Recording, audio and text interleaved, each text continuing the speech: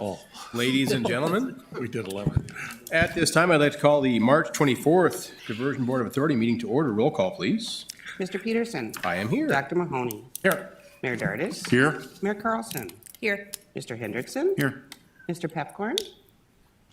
Mr. Ebbinger. Here. Mr. Strand. Here. Mr. Campbell. Here. Mrs. Sherling. Here. Mr. Steen. Here. Mr. Olson. Here. Mr. Selzbold. Quorum is present. We have quorum, thank you. Committee members, mayors, commissioners, other team members in the authority.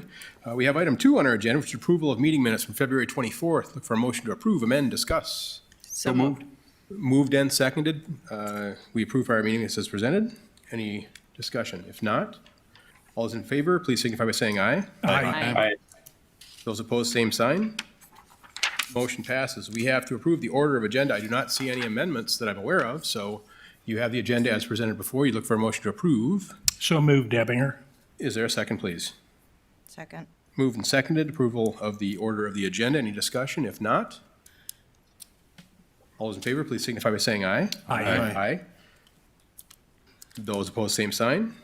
Motion passes. Consent agenda. Move to Presumably- approve consent. Wonderful. Is there a second, please? Second. Move and second, the consent agenda be approved as presented. Any discussion? Any discussion? Any discussion? If not, roll call vote, please. Mr. Peterson. Yes. Dr. Mahoney. Yes. Mayor Dardis. Yes. Mayor Carlson. Yes. Mr. Hendrickson. Aye. Mr. Ebbinger. Aye. Mr. Strand. Yes. Mr. Campbell. Yes. Mrs. Sherling. Yes. Mr. Steen. Yes. Mr. Olson. Yes. That was everyone. Motion passes. Thank you, everyone. On to the regular agenda, item 4, Executive Director's Report. Mr. Paulson, what do you know? Thank you, Mr. Chair. Well, I'll give you a little update on some of the things that have been going on in March. Again, another very active month as we continue to coordinate with the Red River Valley Alliance, and we have a number of other initiatives going on. Some of the media highlights, Chris Bockygaard and Jason Benson presented at the North Dakota Transportation Conference. I think that was very well received. A lot of questions about the P3 and you know, the arrangement, the contracting arrangement that we have with RRVA. John Shockley and myself presented at the P3 conference in Dallas last week. That was on March 15th. We co-presented with members from Red River Valley Alliance, and I think it was really well received. The project is just receiving all kinds of attention at the national level because it is one of only 20 P3 projects that closed last year, and the only project in the water space, in flood control space, and obviously the only split delivery core project. So a lot of attention on the project, how we did what we did. There was a lot of unique interest in how quickly we achieved financial close, which I think is a testament to the hard work and diligence that went into putting together the financial arrangement and all the requirements and all the due diligence that went into the WIFIA loan, the PABs, and all of the other alternative financing mechanisms that we use. So congratulate John Shockley for a lot of hard work on that end, obviously. We also had Flowage Easement public meetings that just kind of wrapped up this week. On the Minnesota side, we did the North Dakota side last week. Pretty well received by the members that the general public that attended. Not very many questions about the flowage easements, which I think is good, that we're clear in how we're calculating the value of those flowage easements. And, you know, more questions related to different odds and ends about the project, you know, the crop insurance and some other funding related questions were received. And then we are scheduling the groundbreaking ceremony for the channel with the Red River Valley Alliance, and we tentatively have that scheduled for June 28th at 2 p.m. So more information to come over the course of the next month as we work together with them to plan that event. For all intents and purposes, I think there's going to be a lot of room out there, and we're expecting to probably have a lot of invites and a lot of people that have touched this project over the years that would be invited to attend that event. Some major project accomplishments that occurred this last month. We did receive the Water P3 Deal of the Year on March 3rd, and we received another award last week, the IJ Global Award for Public Project of the Year.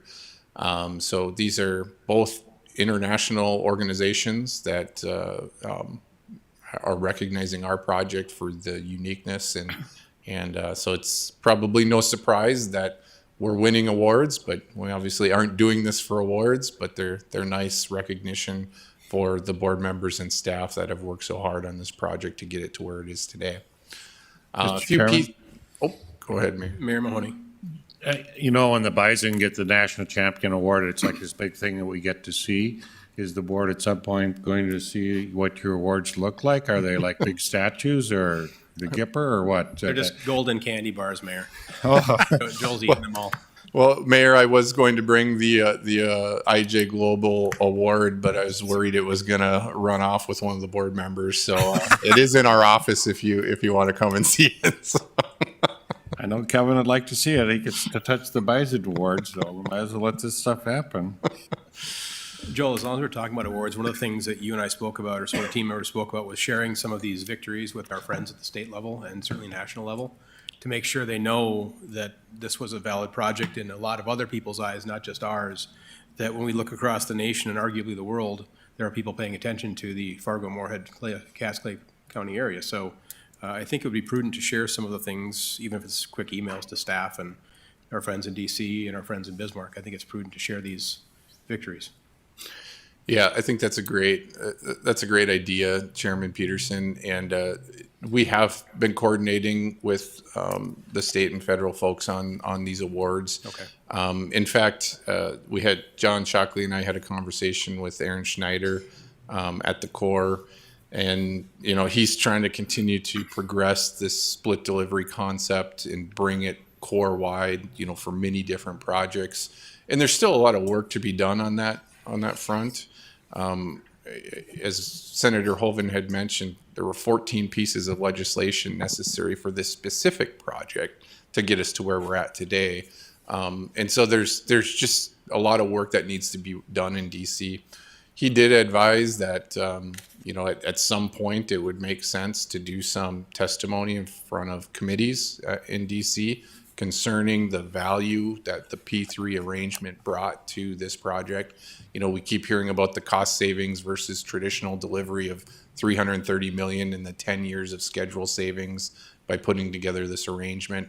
But there's also a whole, the federal and the local share component that just allows the Corps and the federal government to do more of these projects like this. So there's a lot of lessons learned, and we are working with the Corps to document those and make sure that we're pushing those up the ladder so that Congress ultimately sees the benefit of what we're doing here.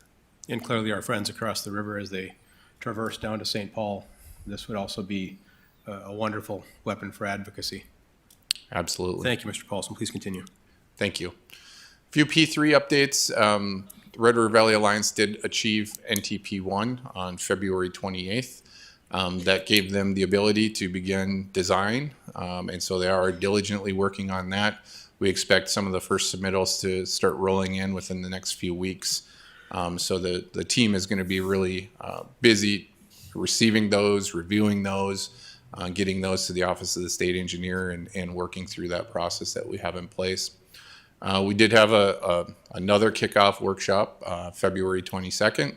The first one was somewhat hamstrung by COVID, but we were able to get it taken care of. And then we do anticipate NTP2, which would be basically the initiation of construction to be sometime June of 2022. So we're probably not where we had anticipated when we closed the P3 deal as far as what the anticipated schedule that we received from Red River Valley Alliance. But I think from my perspective, things are moving and progressing the way they should. I think there were some just mobilization challenges, workforce challenges, to set up the RRVA team here. But we are moving forward in a very positive manner at this point. I'll do a few. Mr. Paulson, if I Yes. can jump in real quick. I know we talked about, and I'm looking at my friend Mr. Benson and some of our engineering team in the room. We talked about the involvement regarding submittal of shop drawings and their design and detailing. I'm presuming that's progressing on schedule and our team is being kept abreast of all that, yes?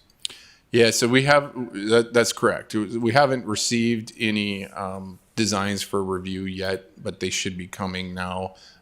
We needed to, RRVA needed to achieve NTP1 before they could start the design process. And so now that we've received that, and it's been a few weeks, we are anticipating receiving those documents as they start coming in. As you can imagine, the channel and all of the different components, there's a lot of different design documents that will need to be prepared. RRVA is only allowed to have 20 submittals open to us at any one time. That was by design and the technical requirements so that we didn't overload our engineering staff and that we could, work through them all and get them turned around in a timely fashion to keep them progressing. So once those design documents start coming in, they're just going to keep coming in. We'll never have more than 20, but once we turn those around, other ones will continue. And that process will go on for the next few years. So a lot of work ahead of us, obviously, but we feel we have the support and the resources to be able to manage that process. Thank you, sir. So Terry couldn't join us today, so I'll just do some brief core updates. She is on vacation, much needed vacation for her. I'll never be able to do as good of a job as Miss Williams, but I'll attempt the best I can. This was put together and put in your packets prior to the actual award of the Red River structure, and that was awarded last week. Happy to report to the board that the winning bidder was Ames Construction for $115 million. I do believe the estimate on the project was somewhere around the 130 mark. So it was very encouraging to see bids in this environment with interest rates where they're at, material prices where they're at. We're still getting projects that are coming in under budget on the core side. So very positive. We do anticipate that to initiate construction this spring and summer. So it'd be great to get another structure, the largest one, under construction. And can't say enough about Ames and the great work that they've done on the inlet and the wild rice structure and keeping those on budget and on schedule. And I certainly think that will continue on now with the Red River control structure.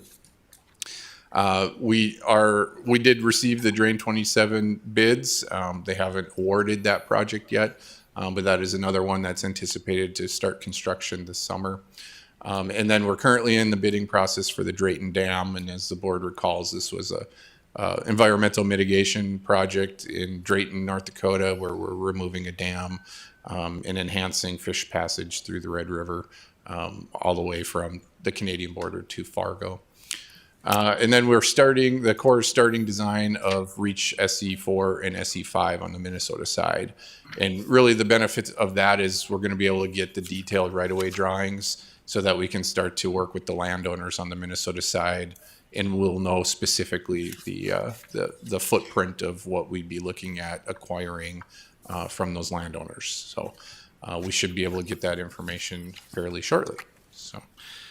With that, certainly open to any questions, Mr. Chair. Any questions for Mr. Paulson? Any questions? Anything further, sir? No, sir. All right, let's jump to item 5. Mr. Shockley, anything to educate us on? No. Okay, so everything legally is taken care of, resolved, perfect as can be? Oh, I was going to say never an ounce of litigation from this point on, rock and roll. I'll put you on the record for that. Item 6, presume, Mr. Paulson, you took care of item 6 for us? Yes, sir. Okay. This might be a rather efficiently run meeting. Item 7, public outreach. Mr. Olson? Chairman Peterson, we did not have a meeting this month, but I know a lot of effort was put into getting notifications out for these 5 meetings that we had on the Flowage easements and I know a lot of work is being done behind the scenes that we probably just don't see yet, but that's my report for the outreach. Okay, thank you, sir. Amy?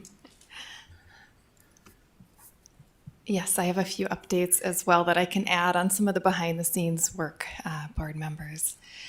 We recently completed a few videos working to really get some more nugget-sized information out there that's really easily consumable to help people better understand the project. One on construction, one on some of the financial updates, and then of course that operations video we finally had the chance to roll out. And within a week of pushing that out, we were up close to 900 views on YouTube. So it's really starting to get attention. So I'm glad that that is helping to educate a lot of folks already on how the project works. Also got some drone footage of those first gate deliveries that came in, and hope to get a little bit more when the last ones come at the end of this month, so we can see full scale of what's going on with those gates. With Jody's leadership, we're continuing to update the website as well. There's a new authority page and a media kit, so this should make it a lot easier for the media that we work with to pull high-resolution photos and other things that they might need beyond just getting a news release in their email. And just held a discovery session for the new site this past week, and we still have some more work to do there, but it's exciting to be moving forward with Flint and starting to get things set for that new site. And really the work on the site now is setting a good foundation for what we'll need moving forward. I believe you all saw the release on those 3 international awards, which is always great.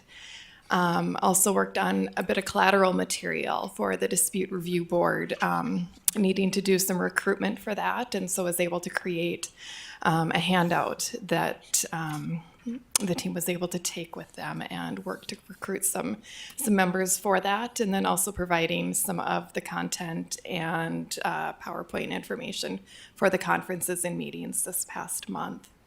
Looking ahead, we've started working on some land agent profiles as well. We're calling this the faces of the diversion, and really just trying to show that this isn't just the government project. We're real people behind every portion of this, friends, neighbors, and so the land agents are the next focus that we've been working toward and doing a few interviews in that regard. Also with Commissioner Strand's request, we've started some posts on social media leading up to the 2009 flood crest commemoration, and also opened up a media availability for this Friday with a number of the city and county engineers, as well as the MFDA team, so that if the media is looking to speak to not just 13 years later, but where are we now and what does this look like? What progress have we made? And what would things look like if we were to see some flooding in the not too distant future? Still more conferences coming up. Actually, the WTOC update was this week, a couple NDSU class presentations as well, and then looking forward to the P3 Water Summit, which will be a panel presentation in San Diego in early April.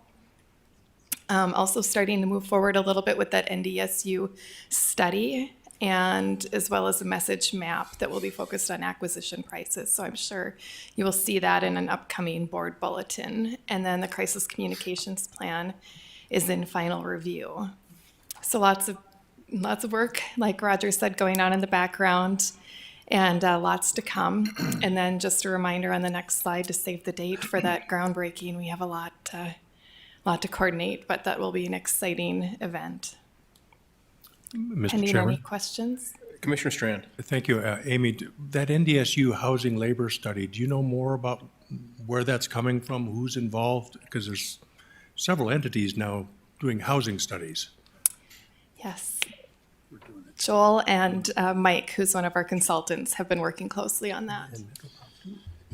Yeah, good question, Commissioner Strand. So the study is an economic impact study. So the housing and labor workforce is just a component of an overall view.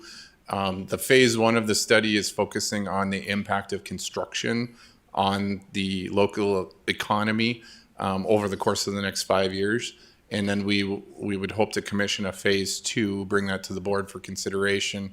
That would be an analysis of what the project will, how the project will impact the local economy after it's built, after we remove the flood insurance requirements, after we reconfigure the floodplain, and in what that looks like and what that means for the local communities and the local economy.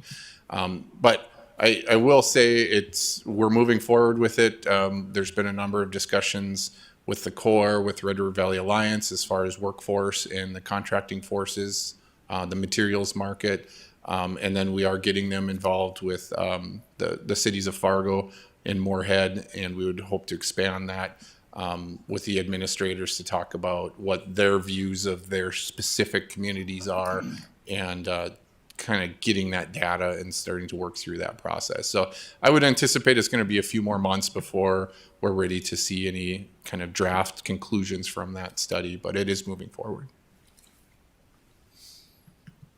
Any further questions for our outreach team? If not, we'll progress on to number 8, land management. Commissioner Shirley, you want to lead us off? Sure, thanks. Well, in your packet, you can see all the colorful maps, and the colors continue to turn. We have in the past month continued offer letters were sent, and negotiations have been started now on the flowage easements, and I believe we're starting off and already having some agreements put in place. There's going to be 361 parcels in the upstream mitigation area. We continue to work on acquiring structures and structure sites in that area and environmental monitoring easements. And we've, to date, acquired property interests in over 760 parcels. Appraisals are ongoing for the upstream structures, including farmsteads, the residential areas, and the rural areas, et cetera. Phase 2 flowage easement appraisals have been approved by the Cass County Joint Water Resource District and the Minnesota Joint Board in February, and appraisal work will be started for SE2B in April.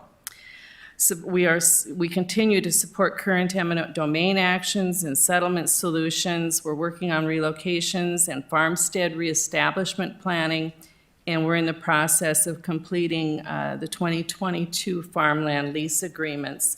And then, of course, we had the 5 open house informational meetings in the last couple of weeks. I know many of us attended those. I felt that they seemed to be very successful. I want to express my appreciation to Eric and Jody and the entire staff that put that together. I think it was a really important effort moving forward, and will make things easier for both the landowners and the project. I don't know if Jody or Eric wants to add anything, any report on those, but I do think they were well received. Some really good questions, and we're compiling those questions and putting them on the website so people can refer to those easier. So that would be all I have. I believe Commissioner Campbell has a lengthy report today, and then perhaps Mr. Olson has anything to add from the Cass County Joint Board. I will keep it short. Oh, So I will talk a little bit about February because I was not able to be at our last meeting. So like Mary did say, we also approved the flowage easement appraisals that did go out to the landowners.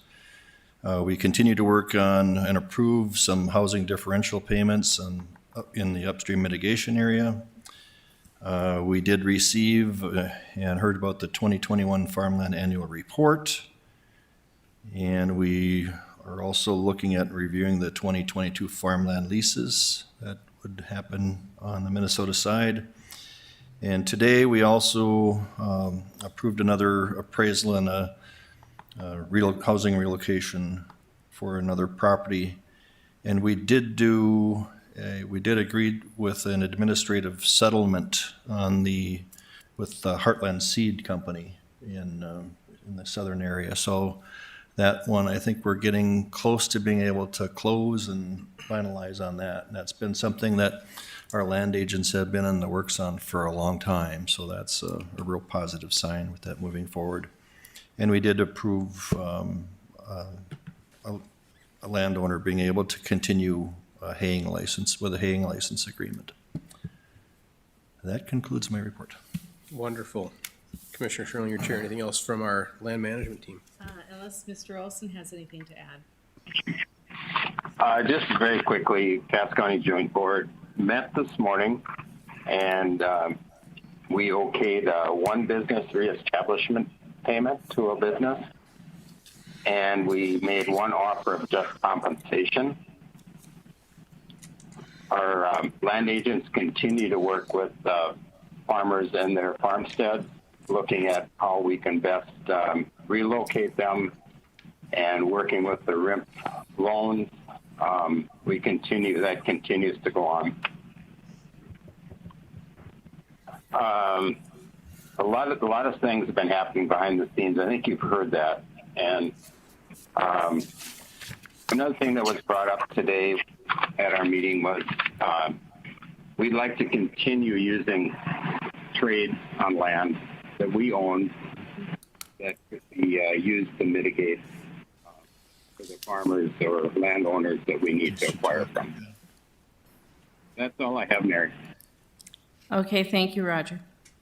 Commissioner, anything further? No, thank you. Thank you. Anything from our team? I saw some no's, so, okay, wonderful. Item 9, Finance. Mayor Dardis, please. Thank you, Mr. Chairman. Finance Committee met yesterday. As you can see on your packet, the Finance Committee reviewed the board approval contracting actions as well as the MOUs as presented by Mr. Shockley that came forward. Our financial position remains very strong, and that was basically about what we had to handle. I would like to make one comment, please, about Mr. Kent Costin. Mr. Costin is retiring from the city of Fargo on April 1st, and he has been a very valued part of our team, the Finance Committee, for years as to the role that he has played, and he's done it very professionally, and he's done it extremely well. So yesterday was our last meeting with Mr. Costin, and we greatly appreciated that effort. And if he's listening at this point in time, thank you again, Kent. It's been a pleasure to work with him. Thank you, sir. That's it. Thank you, Mayor Dardis. One thing I was remiss in saying yesterday when you mentioned the same thing during our committee meeting was I don't think he's aware of how many times he was talked about behind his back when we had Mr. Montplaisir before his moving on. The alliance we had between the city's financial team and the county's financial team was just amazing. And it was so well conducted, so efficient. In the amount of, cut to the chase here, the amount of revenue that saved taxpayers, just having the right people in place. We will never be able to quantify what that dollar figure is, but it was certainly bigger than a bread box. So from the county's perspective, eminently grateful to our team in Fargo as always, but particularly as Mr. Costin moves on to whatever may be next, I hope he understands the gratitude we had from the courthouse. Mayor Dardis, anything? Oh, Mayor Mahoney, please. I'd like to echo that as well, Chad, because the relationship between the county and the city was excellent during that time. And I'd like to say both of them what we would call fearless. They had no idea what we were getting into, and the money kept getting more and more, and somehow they figured it out and kept it all straight. But there's no question the taxpayers were saved millions of dollars with the work of them. And when they brought Chockley in on the deal as well, then we got more money than we ever had expected when we started this journey. So, yeah, they did fantastic. Thank you. Mayor Dardis, anything further, sir? With that other business, Mr. Paulson. Thank you, Mr. Chair. Just one note, program information points. We have them on the table here, so please grab one on your way out. We did not include those in the packet. They're really just for board members to keep you up to date because we have so many things going on. As you can see by what we talked about here today, there's just a lot of things that are starting and things are going to get real busy over the course of the next few years here. So we do intend to keep those project information points updated and release them on a quarterly basis or less if need be, depending on the situation. So I just wanted to make the board members aware of that. And of course, if you have any questions, you can contact me or any of our directors as well. So. Mr. Paulson, anything further? That's all. Thank you, Joel, for keeping Chad from having the record shortest meeting we've had. You just delayed him by 1 minute, and he is not going to get the international award as the shortest meeting this version has had. Well, Mayor Mahoney, we could keep talking about diversion if you want me to. Mr. Paulson, anything else under other business? No, that's all. Thank you, Thank Mr. you. Chair. Next meeting is April 28th. Look for number 12, please. I was going to make a motion while Mahoney was talking, but I move that we adjourn to keep this short. Is there a second? Second. All those in favor? Aye. We stand adjourned. Thank you, everyone, and thank you for all of those attending virtually as well.